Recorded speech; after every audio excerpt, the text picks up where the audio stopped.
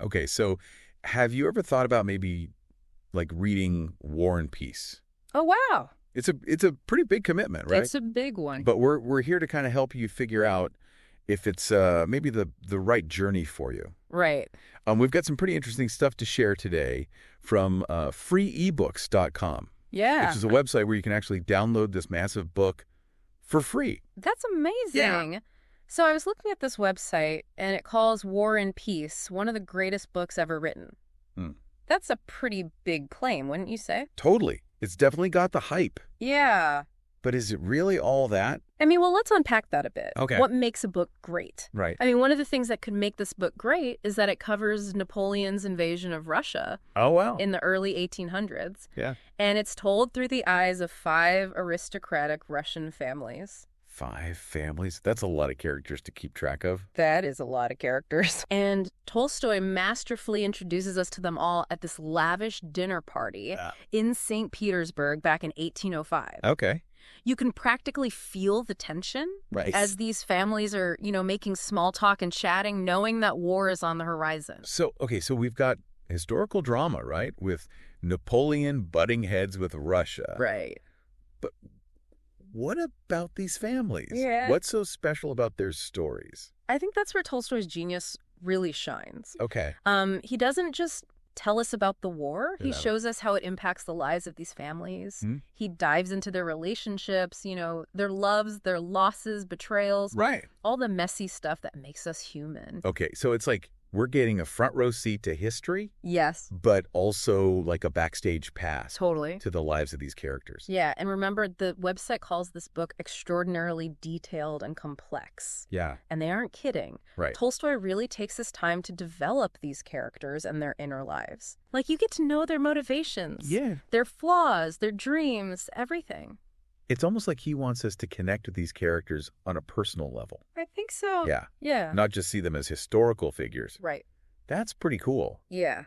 But why does that matter centuries later? Right. Why is this book still considered to be so great?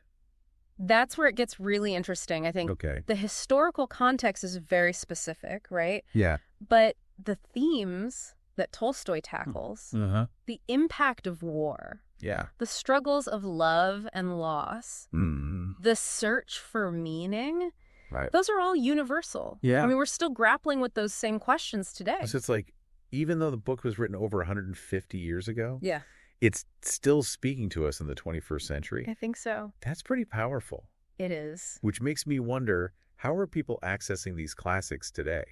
Right? I mean, enter freeebooks.com. Yeah, exactly. And it's so fascinating because this platform offers War and Peace for free. Wow. And in multiple formats, Okay. like Mobi and PDF. Hmm. It just shows that they want to make it as easy as possible for you to read it on any device. That's super convenient. Yeah. Imagine having to track down a physical copy. Yeah. You might never get around to reading it. That's a great point. Yeah. I mean, free ebook platforms have really democratized access to literature. Hmm. Anyone with an internet connection can download War and Peace Yeah. and countless other titles. Wow. Absolutely free. So it's not just about the cost. Right. It's about making these books readily available to anyone who wants them. Yeah. That's pretty amazing. It is. But are there any downsides Oh, of course. to this whole free ebook thing? Yeah. It's got to be a catch, right? There's always two sides to every coin. Okay. For one, think about quality control. Yeah. With free platforms, Uh-huh. sometimes you don't know what you're getting in terms of accuracy. Right. Or even the legitimacy of the source. So it's kind of like a trade-off. Exactly. You get convenience Yes. and affordability, Uh-huh. but you might sacrifice a bit of quality Right. or peace of mind. Exactly. Okay. And then there's the impact on authors and publishers. Right. When books are free, Yeah. it can really undercut the traditional publishing industry, Mm-hmm. which relies on book sales to fund new works. Makes sense.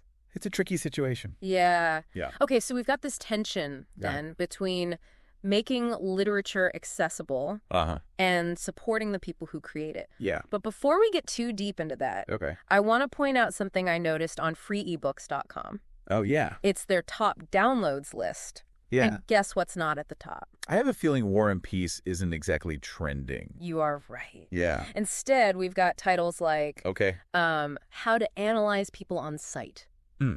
Love Letters, Interesting. and 28 days to success. Dominating the downloads. So what's your take on that? What do you think? It's a pretty fascinating glimpse Yeah. into reader interest, wouldn't you say? It is. Yeah. It seems like there's a huge appetite for practical self-improvement titles. Mm-hmm.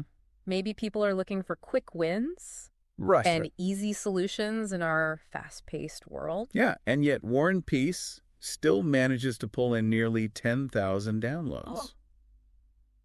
Which isn't insignificant. Right. What do you make of that? That's what I find so intriguing. Yeah. It suggests that there's still a group of readers out there who are hungry for something more substantial. Okay. Something that challenges them intellectually and emotionally. They're willing to invest the time and effort to really dive deep into a complex work like War and Peace.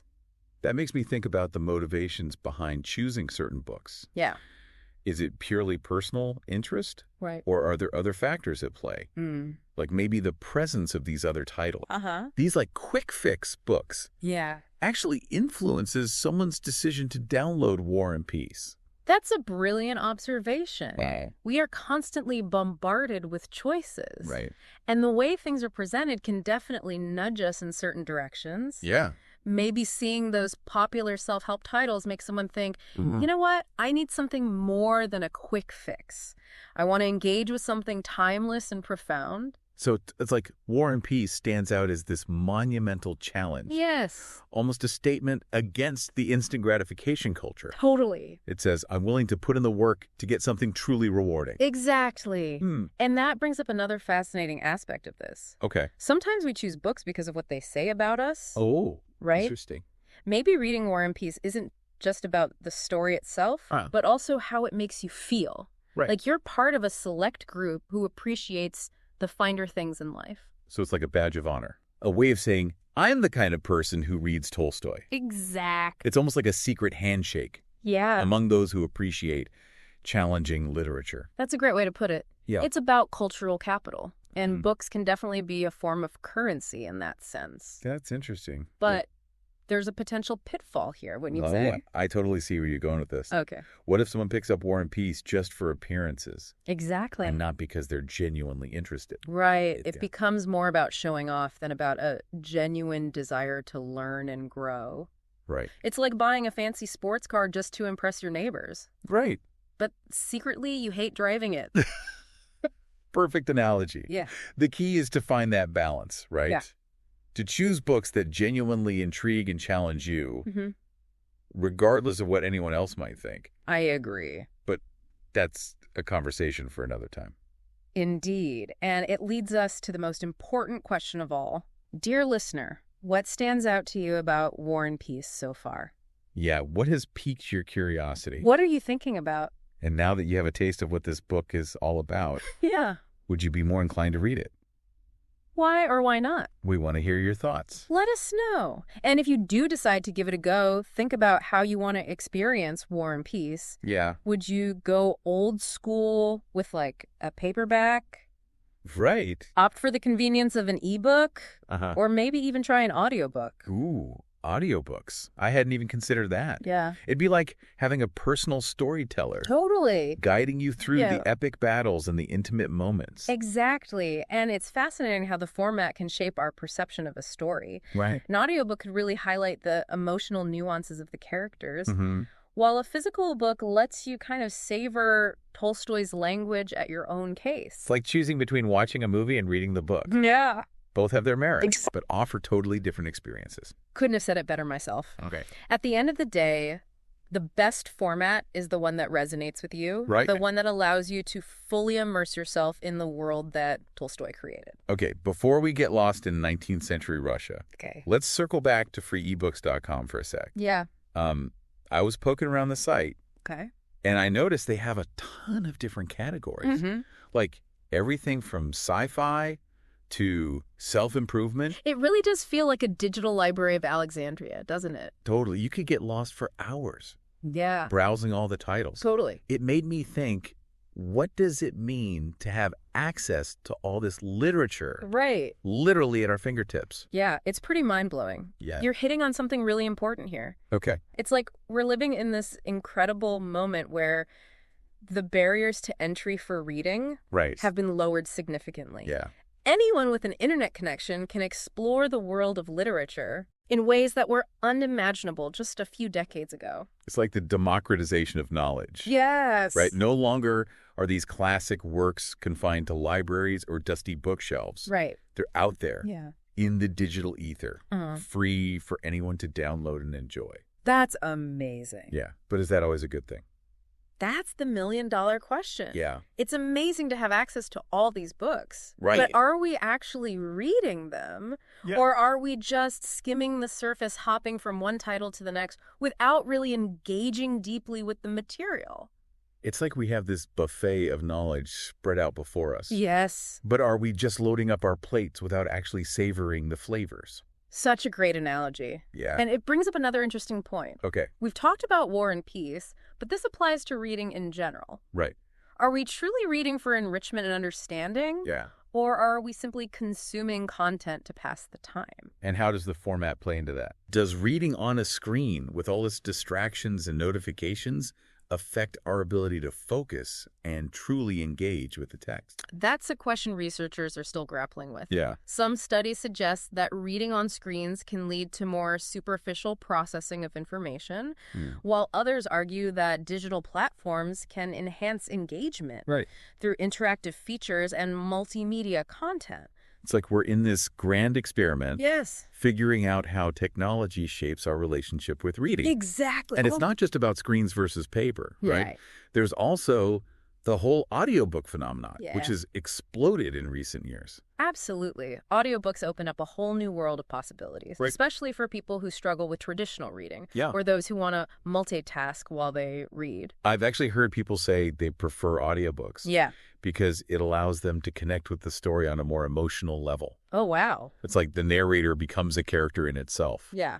Guiding you through the narrative and bringing the words to life. That's a really interesting perspective. Yeah. It suggests that the format itself can influence our interpretation of a story and even our emotional response to it. And with advancements in AI and text-to-speech technology, who knows what the future holds for audiobooks?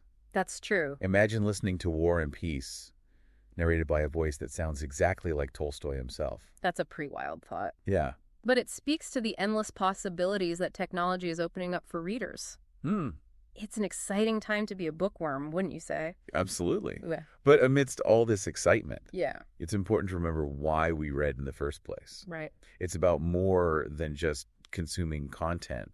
It's about engaging with ideas, expanding our horizons. Right. And connecting with something larger than ourselves. So true. And sometimes that means taking a step back from the endless stream of information and really immersing ourselves in a single work, even if it's a daunting one like War and Peace. And that brings us back to you, dear listener. Yes. We've explored War and Peace from all angles. We have. Its historical context, its literary merit, the way it's being presented on freeebooks.com. Right. And even how different formats might shape your experience of the story. Now we want to hear from you. What are your thoughts on all this? What resonates with you most? Has this deep dive maybe changed your perspective at all on tackling a classic like War and Peace? Well, we've covered a lot of ground, from the historical backdrop of Napoleonic Russia to the intricate lives of Tolstoy's characters, the allure of free ebooks, and even the potential downsides of an all-you-can-read digital buffet. It's funny, we started by looking at this freeebooks.com website. Right. And it's become a launch pad for such a broader conversation about how we approach reading in the digital age. And that's the beauty of a deep dive, isn't it? Yeah. We start with a single source. And it opens up all these unexpected avenues of exploration. Speaking of unexpected avenues, one thing that keeps coming back to me is that top downloads list on freeebooks.com. Yeah. It's almost like a mirror reflecting our cultural desires, wouldn't you say? Absolutely. The fact that titles like How to Analyze People on Site in 28 Days to Success are so popular. Yeah. It speaks volumes about our yearning for quick fixes and instant gratification. But then you have War and Peace just sitting there with its nearly 10,000 downloads, reminding us that there's still a thirst for something more substantial, something that challenges us to slow down and think deeply. It's like a quiet rebellion against the cult of speed. Wow. Choosing War and Peace in a world of instant downloads and bite-sized content is almost a radical act. And that brings us back to you, dear listener. We've given you a glimpse into the world of War and Peace, explored the evolving landscape of reading, and pondered the motivations behind our literary choices. Now it's your turn to reflect. If War and Peace were a person that you met at a party, would you be intrigued enough to strike up a conversation? Would you be drawn to their complexity, their depth, their ability to make you question your assumptions and see the world in a new light? Or would you politely excuse yourself and gravitate towards someone who promises a more lighthearted and entertaining exchange? The choice, dear listener, is entirely yours. But we hope this deep dive has equipped you to make that choice with a little more insight and a lot more curiosity. So go forth and explore the vast and wonderful world of literature, whether you choose to conquer War and Peace or embark on a different literary adventure altogether. Happy reading. Today is your lucky day. Today is the day that our $3 website works for you, paying you directly to your PayPal daily. Imagine $3 ongoing continuous payments to your PayPal account. Imagine falling asleep and waking up to $300 in your PayPal account. How would this make you feel? How could this help you? What bills could you pay? What kind of fun could you have?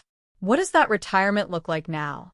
All for a one-time payment of $3. This website is DFY done for you, fully built and completely hosted, and never stops collecting payments for you. You have spent $3 on coffee on a regular, but that coffee won't help you create multiple streams of income. Click the link below.